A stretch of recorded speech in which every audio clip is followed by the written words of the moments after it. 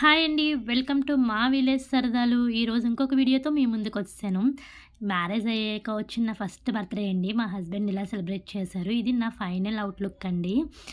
Night 12:00కి అసలు అనుకోలేదు. వాళ్ళ ఫ్రెండ్స్‌ని తీసుకొచ్చి సర్ప్రైజ్‌గా ఇలా డెకరేషన్ అది చేయించారు. మామూలుగా కేక్ కట్ చేయిస్తారేమో రెడీ అవ్వి రమ్మన్నారు అనుకున్నాను.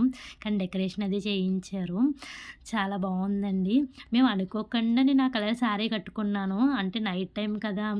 పార్టీ వేర్ శారీ అయితే బావుంటది. కొంచెం వర్క్ అది ఉంది అని సింపుల్‌గా అలా రెడీ అవ్వి కట్టుకున్నాను. నేను లోపలికొచ్చి చూసేసరికి డెకరేషన్ కూడా సేమ్ నా కలర్‌కి తగ్గట్టే ఉందండి. నా శారీ కలర్‌కి తగ్గట్టు. మా హస్బెండ్‌ది కూడా సేమ్ కలర్ టీ షర్ట్ వేసుకున్నారు. అస్సల ఎక్స్‌పెక్ట్ చేయలేదు. అందరూ మీరు కావాలని చెప్పుకున్నారు అంటున్నారు. మేము అస్సలు అనుకోలేదండి. ఆయనకి కూడా తెలీదు. బాగున్నది కదా! కలర్ బెలూన్స్ అని చెప్పేసేసి అది తీసుకొనొచ్చారు. నేను ఆ రూమ్‌లో రెడీ అవ్వి వచ్చేసరికి మా హస్బెండ్ ఈ కలర్ టీ షర్ట్ వేసుకున్నారు. బర్త్‌డే అయితే చాలా హ్యాపీగా చేసుకున్నానండి. మా హస్బెండ్ అయితే చాలా సెలబ్రేట్ చేశారు. ఆయన నాకు ఒక multi colour cute teddy bear gift కింద ఇచ్చారండి. టెడ్డీ బేర్ కూడా చాలా బావుంది. దాన్ని మా పాపలా చూసుకుంటున్నాను. అదైతే చాలా బావుంది. అలా నైట్ బర్త్‌డే సెలబ్రేషన్స్ అయిపోయిన తర్వాత మార్నింగ్ వచ్చేసరికి మేము కరోనా టైం నుంచి కూడా ఎవ్రీ బర్త్‌డేకి ఇక్కడ భోజనాలు పెట్టిస్తామండి వికలాంగుల ట్రస్ట్ అని. ఇది మా దగ్గరలో ఉంది. వడ్లమూరులో ఉందండి. శాంతి వర్ధన ట్రస్ట్ అని. దీనికోసం ఎవరికన్నా ఇన్ఫర్మేషన్ అండ్ డీటెయిల్స్ కావాలంటే గనక నాకు కామెంట్ చేయండి. నేను రిప్లై ఇస్తాను. వీళ్ళకేంటంటే మనం ముందుగా చెప్పేస్తే మన బర్త్‌డే టైంకి వాళ్ళు నోట్ చేసుకొని ఫుడ్ అది కూడా అక్కడే కుక్ చేసి వండిస్తారండి. మనం ఆ టైంకి వెళ్ళి వాళ్ళకి వడ్డిస్తే సరిపోతది. నేను 2 ఇయర్స్ నుంచి కూడా అలాగే చేస్తున్నానండి. వాళ్ళే ఎంతమంది స్టూడెంట్స్ ఉంటే అంత కాస్ట్ చూస్తారు. అప్పుడు హాలిడేస్ అవి కూడా అయిపోయినాయి అని చెప్పేసేసి 50 మెంబర్స్ అలా ఉన్నారండి స్టూడెంట్స్. దాన్ని బట్టి కాస్ట్ అది తీసుకున్నారు.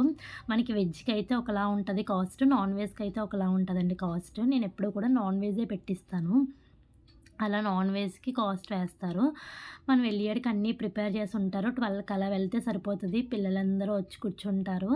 మనం వెళ్లి వడ్డించుకొని వాళ్ళు తినే వరకు ఉండొచ్చండి. లేకపోతే వచ్చేయచ్చు. అది మన ఇష్టం.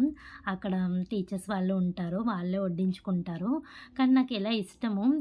మనీ ఇచ్చేసి వాళ్ళని కుక్ చేసి వాళ్ళని వడ్డించమనడం ఎందుకు? నేను అక్కడికెళ్ళి సెలబ్రేట్ చేసుకోవచ్చు కదా! అని నాకిష్టమండి. నేను అక్కడికి వెళ్ళి కేక్ అది కట్ చేసుకొని అలా మా హస్బెండ్ నేను కూడా అక్కడ వడ్డించామండి. వాళ్ళు తినే వరకు కూడా వెయిట్ చేసాము. చాలా హ్యాపీగా ఉంటదండి. వాళ్ళందరూ కూడా వికలాంగులేనండి. కొంచెం మంది మాట్లాడతారు. కొంచెం మంది మాట్లాడరు. వాళ్ళందరినీ కూడా చాలా కేరింగ్‌గా చాలా చూసుకుంటున్నారు అక్కడ టీచర్స్ అది అయితే మాత్రం. చాలా బావుంది. వాళ్ళు నేనెళ్ళేసరికి గుర్తుపడతారు. చాలా హ్యాపీగా ఉంటారు. అక్క, అక్క అని మాట్లాడతారు.